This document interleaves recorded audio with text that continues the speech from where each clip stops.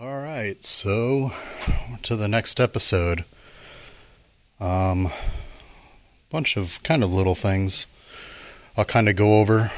I know we talked about my alternator issue, and as you can see, I've done a lot of shaving there. And I think we've got that to where it's going to work. I did put a little protective sleeve that I'll slide over the connector when I actually final install the alternator. So, getting a little wiring situated. What's funny is my original intake ended up getting canceled on me. It was an Ingen, INJEN, for Silverado that I was going to modify, and it just waited about 2.5 months for it, and it never came. And they finally sent me an email and said they're just canceling my order. I ordered it directly from Ingen, so I don't know if they're just not going to make that anymore or what, but I ended up taking some measurements and posted in some of the Gen 1 Colorado LS swap boards and found out some of the dimensions. So this is actually the Volant intake for the first gen 5.3 liter Colorado. Amazingly, so I am going with an L86 throttle body, which is actually bigger than the 5.3 throttle body. It's the 6.2 throttle body. So I'm running the 6.2 intake manifold 6.2 throttle body. This thing fits perfect. I mean, this is the actual mount from the intake, and it slides right over there once I put the clamp on there. I mean, it's like it was made for it. And as you can see, it runs across. And once I mount this thing, we'll have an intake in there. This thing here gets capped. I'll probably cap, this is actually another inlet. I'll probably cap that one so I don't get any water or mud in there. And then as you can see, the only bad thing is it doesn't line up there. So as you can see, you only get half of the opening in the fender for air. So what I'm probably going to do is I'm probably going to cut this out and then flip it and then plastic weld it back on and put the circle over here, kind of centered on that opening. We'll work on that probably next weekend. But yeah, I don't have this mounted yet, but I do have some ideas I'm going to reuse. There's actually a post under here, so I'm going to line that up, drill, and then I'll probably drill another one right there to kind of mount this box. So yeah, I think we've got the intake figured out. I mean, that's perfect. And then it gives a perfect amount of clearance. So, one of the things I was worried about with different intakes is most of them came straight across here. And it looked like it was going to interfere with how the radiator hose, the upper one, had to come down and 90 into here. But I think this one, we're going to be pretty perfect. I do have to figure out a way to run this to here. That's the steam line, but I'll figure that out. Maybe route it some way. I haven't even worried about that yet. That's just a small little hose. If anything, I can just kind of come out this way and then run a whole nother hose. It comes to right here, so I can just run that along with this one. And then where the overflow goes into the radiator, just continue it and turn it down into there. That's not a big deal. I removed the AC compressor. I've put the steering back in. I don't remember if that was in the last video. Let's get some light in there. So I put the steering back in. I did cycle through the steering, and it did not hit the manifold. But then again, the engine's not running. It's not vibrating. It's somewhat close, but I think it's going to clear. I actually had someone turn the steering wheel and these bushings did not move at all. So I've seen videos where it moves and that was with no power assist. So I figured no power assist trying to move the steering wheel. That's probably when these should flex the most. And I got no flex. So I'm thinking that we're going to be good. We'll kind of worry about that once I get things put back together. Can get this started and then see if the electric assist does something. I don't think it would do anything to the bushings. Another development is, so the radiator, I've got it taken apart right now. This is actually my original radiator. So the oil cooler mounts into there. Had some issues. So the new radiator I bought, I tried switching out these fittings to my ANs, and I noticed there's another O-ring inside that seals the kind of block in there for the oil cooler up against the plastic piece of the radiator, and I could not get that to seat on the new radiator. When I tried to put these back in, it ended up stripping, so I'm gonna have to reuse the my original radiator. I did clean it up some more. Got a little bit of mud still showing, but I did test this as far as holding water with these back in, and no coolant came out. The other one coolant was just pouring out of these. I just could not get that O-ring to seal. So with that, my plan now is I'm going to just eliminate the oil cooler, as in not run any lines to it. So I'm just going to cap it like that, leave those open. I really don't care about oil running through there. I mean, from the looks of it, it's just a little core that goes from here to here in this black plastic that basically just runs oil through there and allows the coolant to cool it off.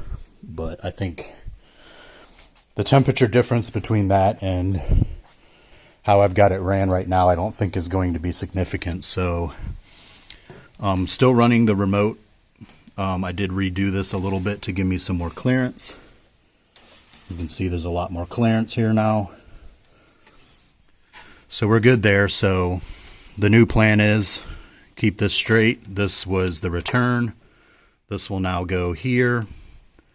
And then no lines running in here with oil that I had, because originally I had to go underneath the sway bar to get to here.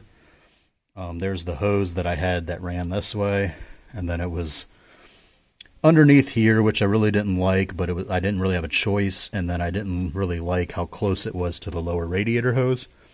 It was pretty much touching that, so by eliminating that, running them to here, we'll get some cool, some air hitting this, which will keep this cool, which I think will pretty much be almost the same effect. And then I also have that finned adapter fitting at the actual oil filter location. So I think with those combined, we're probably going to be the same temps as we would if we ran it through the oil cooler. So I'm not worried about that. I've got the dipstick back in.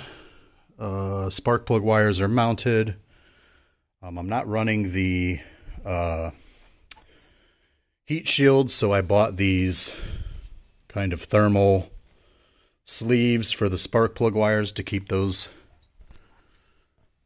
nice and protected from the manifolds. I did paint and build this bracket here. So I took the vacuum pump from the Colorado, took the mount, cut it up, used my newly acquired welding skills, which are not that good, but this was actually the first thing I ever welded. One of the things I've actually never done is weld. So what better way to learn than to just jump in and build a bracket? So did some flat stock, cut it all, cut this for the kind of support it this way. And this thing is on isolators. So got that mounted in place. Got some good clearance. I'm cutting up some of the hoses for the fittings. So, I'll have something coming off of here. I think I'll end up coming up. I'm probably going to run this through this little valley right here. There's only one more hose that goes through here, and it's for the fuel return. Comes off here and goes down that way. Down, so I'll run the vacuum line. It's got to go over there to the booster. So there'll be one here. This vacuum line has to come up to here, but then it also has to be teed off into this whole system with some check valves. I've kind of got that planned out in my head. So I plan to run a catch can, so these two will actually go to a catch can. Still haven't figured out where I'm going to mount it, maybe somewhere over here. By moving this here, I still have all the room here that you would typically have on a Colorado. So maybe a catch can in here. I kind of want to run my winch controller in here, but we'll see kind of what happens. I still have a bunch of room over here that I can always do the winch controller here, build a bracket. I think this may actually, I might actually run the catch can here. We'll see. We'll see what ends up happening, but that'll be towards the end when I start kind of finalizing everything up here. But yeah, so I did run my starter cable. I've got it sleeved with some protection on it. It's ran to here. Mounts right there. I'll do that once the battery gets put back in. Runs around the back, down. Let's go underneath. All right, so we have the starter mounted. You can kind of see it in there. All the wiring. Got some heat protection on the starter cable because it runs close to the manifold. That's mounted, all the wiring. This wire here hanging down is my oil level. I'm still modifying the plug for that. So I don't know if I covered in my previous videos, but this hot rod oil pan does not have the oil level sensor. I think hot rod guys, they tend to just delete that stuff. Less wiring, but I didn't want to go into a bunch of details with the harness, so I still have the plug for it. So what I'm doing is I'm building a jumper plug that will just plug into that, and then I can kind of get that kind of taped in with those wires, and then it'll just basically have a plug that tricks the computer and tells it that the oil level's good. So that means I got to make sure I always have oil. Have to do it old school. So yeah, you can kind of see the alternator in there. I'm sorry, the starter is bolted in there. Got a bracket made there for the transmission cooler lines. Drilled some holes, bent some flat stock. Got that set up. These still aren't tightened, so there's a little bit of fluid still coming out. Got my bracket here. Let's see if I can get my hand in there. So I've got this bracket. It's got some riv certs to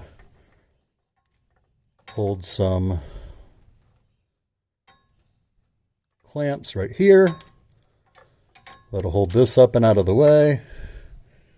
That way the transmission lines won't touch anything. And then the oil lines, once I get the new fitting, I had to buy another straight to get that. I don't have another straight to finish that off. But once I finish that off, then I can mount these in there.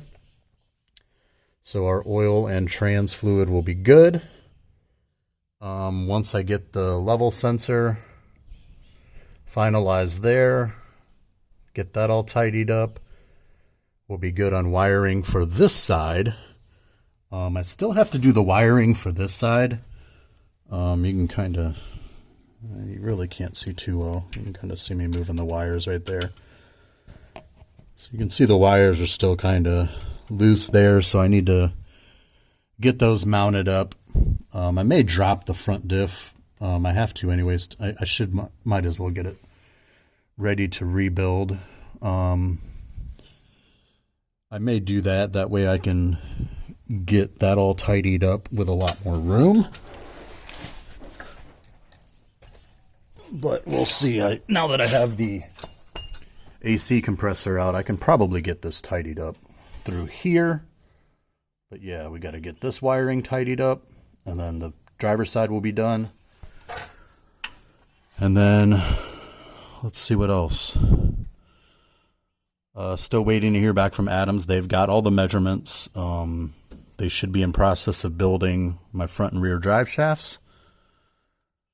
Once I get those, then I can make sure my fuel line set up as I currently have it is good before I actually plumb the lines. I want to make sure it's good before I go and plumb the lines because if I do have to adjust it, I'll have to make the lines longer, not shorter. So I'm kind of screwed if I end up making them now, because then I'll end up having to buy more hose. And that stuff is not cheap. But yeah, I have a bunch of heater hose. I should have enough to plumb that. That'll be the lines off of the water pump. They'll go through there, and then they'll go to the heater core and to the expansion tank, pressure tank. I think it's called an expansion tank. Apparently those are not overflows anymore. The new design, if you notice, the Colorado does not have a cap on the radiator. It's because this thing actually holds pressure as well. So I think they call them expansion tanks now. But yeah, so we'll get them lines ran once we're kind of in the final stages. Let's see, what else do we have up here? Yeah, we've got that AC line. So my idea of brazing these lines seems to be working. I had a hell of a time getting these to the right angle, but as you can see here, so I've got these brazed in their new position. Not the prettiest, but it's just got to hold Freon. So probably next weekend, I'm going to order a vacuum pump, hook this up. We'll get that hooked up. I need some PAG oil for the AC compressor. I thought they said this came with it, but I don't see any. I've spun this thing and tried to get it to leak out. That way I can make sure the correct amount's in there. So I'll buy some PAG. For those that don't know, PAG is the lubricant oil that goes into your AC system that lubricates the compressor. So we'll get some PAG, throw that in there. I've got the post that goes there that will cinch the new lines down. There's a couple plugs from the harness, but I think once I hook this up, hook the lines up, route this line, put the AC compressor, the condenser back in. I'm debating, I may just run it with the old one just to do a pressure test. So I'll hook the old one in, hook all the AC lines back just temporarily, run a pressure test, make sure those brazed fittings are going to hold. If they hold, awesome, we're good. I can take that apart, final install everything. Next weekend should have the straight to finish the oil system. And then, yeah, the AC, I think, was the last kind of fab work that I really had to do here. And then I can start final mounting everything. Yeah, dude, the alternator wire is another thing, but I have that's ready to be mounted. I gotta wait till I put the alternator back in, put the fuse box back in. Let's see what else. I think that's it, guys.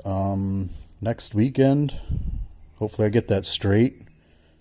I can get that line corrected. We'll pressure test the AC system if we're good there. final mount the whole AC system, and then at that point I'll put the new AC condenser on, final mount the radiator, final mount the alternator, pretty much have everything under the hood done. Yeah, I'll do the air box as well, get that mounted in there. Can mount the intake manifolds just sitting here right now, but can final mount that. Yeah, hopefully next weekend can get the whole underhood tidied. Once I do that, then I'll start hooking up software, working on that while I wait for the drive shaft so I can get the fuel stuff situated. And once the fuel stuff's situated, hopefully by then I have the software figured out and crank this thing up. I do have to... So, one little issue is my TCM. So the Colorado and the Silverado have the same TCM. That is actually the Colorado one. The one that I got with my motor has a kind of a funny electrical burning smell to it. So I'm kind of thinking it might be bad. So I've got the Colorado one in there. So I'm going to try, I've got an MDI, which is the dealer tool. So I got to pay for a subscription to that. So my plan is to try to flash that with the Silverado AL90 programming. And then, you know, I have to just verify some stuff with that. I'm trying to see if I can put my Colorado VIN into the Silverado computer. That's probably not going to work, but I'll deal with that. And then I can hook HP tuners up, hopefully pull the programming from the ECM. Once I get the TCM kind of finalized and I know it's going to work, then I can send that out to HP tuners to get unlocked. I think I don't know what their turnaround is now because of COVID and everyone's issues, but originally their turnaround was only like a week or so for that. It may be longer now, but I just want to make sure that's going to work before I have them unlock it, because it's pretty expensive. It's like $200, and then I got to pay for credits to tune it. But yeah, I think once we kind of get that, hopefully be working on software at least next weekend or the weekend after. And then we'll pretty much just be waiting for drive shafts, finalize the fuel. Once we finalize the fuel, then build the exhaust, and this thing will be wrapped up. Once I build the exhaust, there is still a whole bunch more I have to do, not related to the V8 swap. So you can see from my previous videos, I've got to rebuild the front diff. So I'll be doing that before I really can drive it, but I at least want to get it started. So we'll be pulling the front diff, rebuilding that. I'll do some videos kind of showing a little bit of that as well, even though that's not really part of the swap, but I will be re-gearing the 410s. I will have to re-gear the rear, so the back will get jacked up. I'll pull the whole carrier out of that, re-gear it, you know, clean that all up, make sure that's all good. I do have a set of brakes in that box right there. Whoop, right there. So I'll be doing brakes. So I'll probably do a video kind of showing that. That's pretty easy. I can probably do that in like 2 hours. I also have a set of Deaver leaf springs that'll be going on the back. So I'll probably do that when I do the brakes, since I'll have it all kind of jacked up. I'll probably do the rear diff, re-gear, clean up, brakes, leafs, all kind of at the same time. That should be about a weekend just doing that. And then sliders. I've got a set of SOS off-road sliders. Once that's on, we're pretty much done. And then it'll just a matter of tuning. I do intend to take it to a truck stop once I kind of get everything done. It's running. Then I'm going to take it to a truck stop and get it weighed. Front and rear axle. See how much more weight is on the front. I'm going to talk to a suspension tuner and just make sure, you know, stuff's right. Make sure I don't have to go up to different springs for the front. As I'm looking at it now, I probably don't. So I've actually measured my front to the fender, and right now I'm actually 2 inches higher than what I was before I started this. Most of the heavy stuff is in.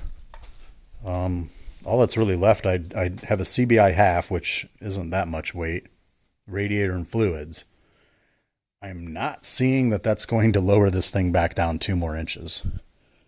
We'll see though. Who knows?